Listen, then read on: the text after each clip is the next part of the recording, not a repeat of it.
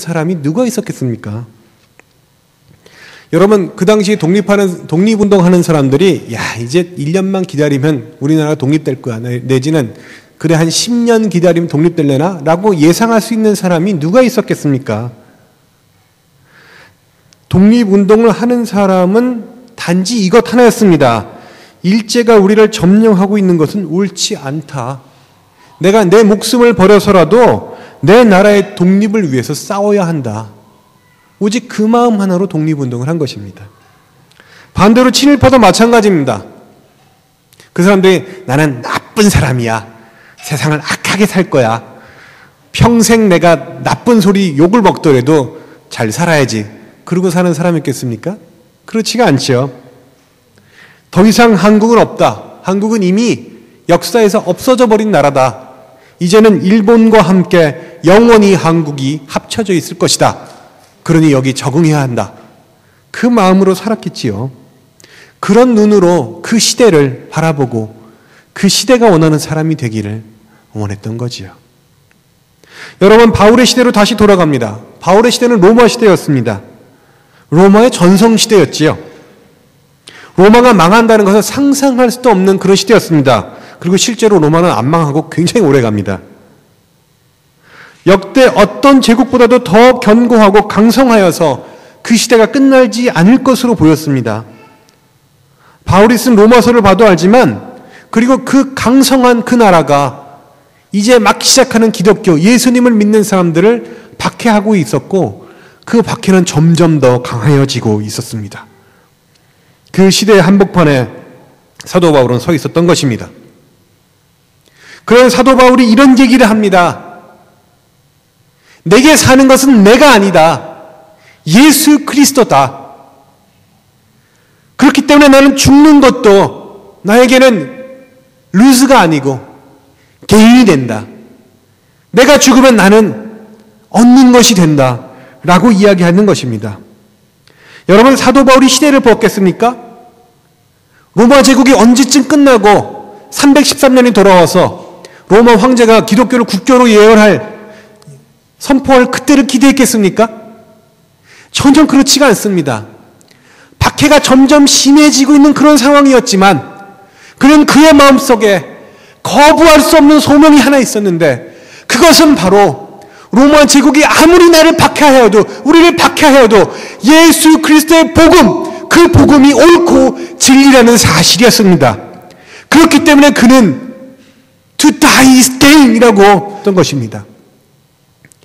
주변에 있는 수많은 사람들이 그가 미련하다고, 미쳤다고 외쳤을 때, 어리석다고 이야기하였을 때, 그리고 그 주변에 있는 사람들이, 심지어 유대인들도 그 자신이 아니라면 그 자신의 자식들에게라도 그 시대가 원하는, 그 시대에 요긴한 사람이 되기를 원하고 있을 그때에, 심지어는 요긴해지지 않더라도 그저 그 시대를 잘 읽어서 돈이라도 좀 더 버는 그런 사람이 되기를 원하고 있을 그때에 사도 바울은 영원히 변치 않을 진리를 발견하고 그 진리를 향해서 자기의 온몸을 던지고 있었던 것입니다.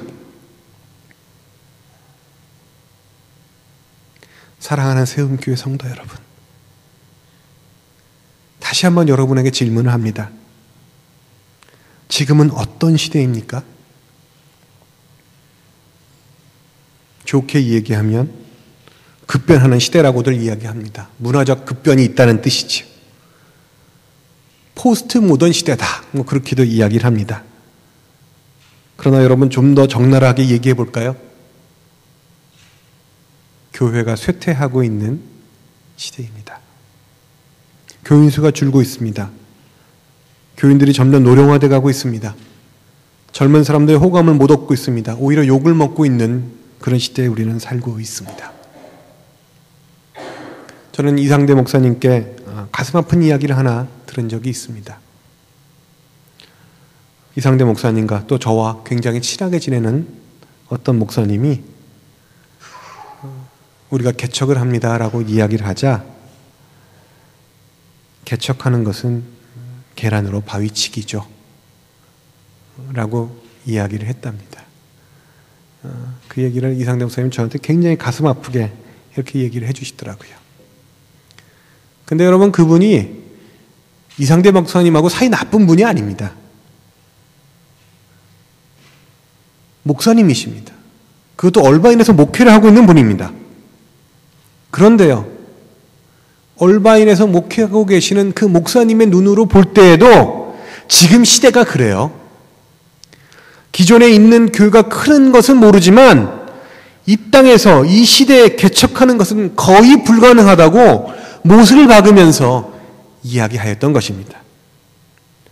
전도도 안 되고 부흥도 안 되는 이 시대를 거슬러 올라가는 것이 힘들기 때문입니다. 여러분, 어디 그것이 교회의 개척과 교세와 교인 수에 대한 이야기뿐이겠습니까? 이 시대를 살면서 살아있는 믿음, 생명력 있는 믿음을 가지고 참 제자가 되는 것, 그것이 쉬운 일이라면 그런 이야기가 나오겠습니까? 오늘 본문에 나와 있는 대로 믿음의 진보가 있는 신앙인이 되는 일이 이 시대에 여러분 쉬운 줄 아십니까? 전혀 그렇지가 않다는 사실을 심지어는 목사님들도 알고 있다는 사실입니다. 어쩌면 우리는 이 바울의 고백을 읽으면서도 우리가 아니면 우리 자식이라도 이 시대가 원하는 그런 사람이 되기를, 그 정도는 안 돼도 좀 뜨는 직업이라도 갖기를 마음속으로부터 간절하게 원하고 있는지도 모르겠습니다.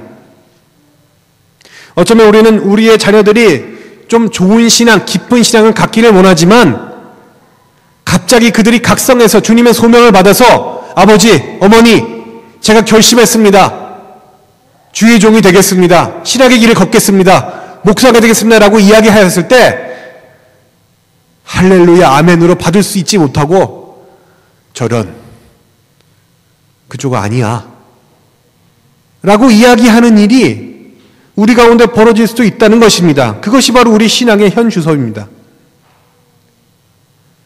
여러분, 정녕 이 시대에 필요한 것이 무엇인지 아십니까? 진정한 하나님의 말씀이 들려야 합니다. 그 옛날에 선지자들이 나와서, 예언자들이 나와서 타락해가는 이스라엘의 경종을 울렸듯이 이 시대의 예언자들이 나와서 타락해가는 이 시대의 경종을 울리는 것이 필요합니다. 진정으로 하나님께 예배드리기 원하고 진정으로 하나님의 일을 원하는 사람들이 모여서 새로운 교회를 만들고 그 새로운 교회들이 기존의 교회들에게 신선한 도전을 주는 일들이 우리 가운데 일어나야만 합니다. 그러기 위해서는 이 시대가 원하는 사람, 이 시대에 부합하는 사람, 이 시대에 뜨는 것들을 보는 사람이 아니라 이 시대를 거슬러 올라갈 수 있는 놀라운 믿음을 가진 사람이 필요하다는 것입니다. 사도 바울 같은 그런 사람 말입니다. 저는 지금 이 시간 예수님의 이름으로 담대하게 여러분들을 축복합니다. 여러분 가운데 사도 바울 같은 분이 나오기를 바랍니다. 만약에 여러분들이 안 된다면 여러분의 자녀 중에서라도 그런 분이 나오기를 바랍니다. 부모님을 보기엔 속 터지고 사서 고생하는 것 같고 도대체 저게 무슨 일을 하는지 모르겠고 황당해 보일 수 있지만 주님이 기뻐하시고 주님이 사랑하시고 주님 앞에 가서 누구보다도 더 자랑할 것이 많은 그런 사람이 우리 교회 가운데 꼭 일어날 수 있기를 주님의 이름으로 축원합니다.